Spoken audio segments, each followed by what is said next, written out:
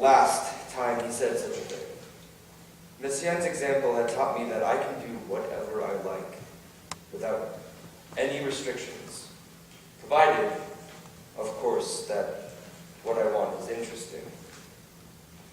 In 1954,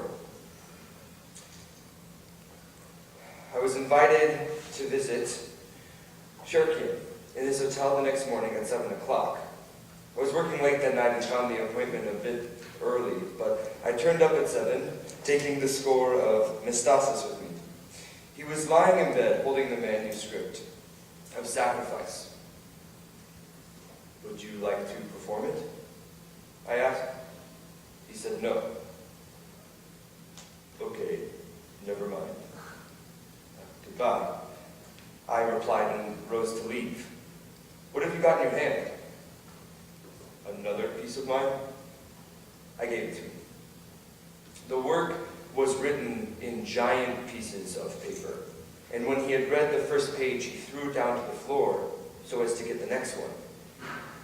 I didn't know what to do, but eventually I stood next to him and took each page as he finished it.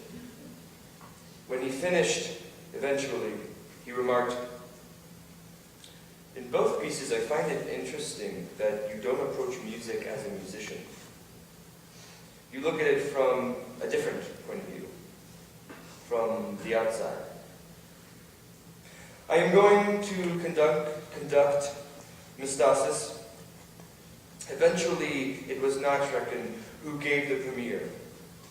Naturally, it ended in scandal, as it happened with my next two works, Pithroprekta and Ahoripsis. New music was in the hands of serialists, who prevented any other trend from being heard. Then appeared composers like Boulez, who believed that they had found absolute music. Anything that was different didn't count.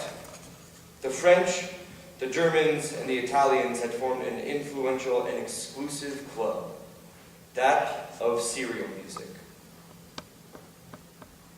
Trekken was the only one who liked and supported what I was doing, and who invited me to Gravesano to give lectures.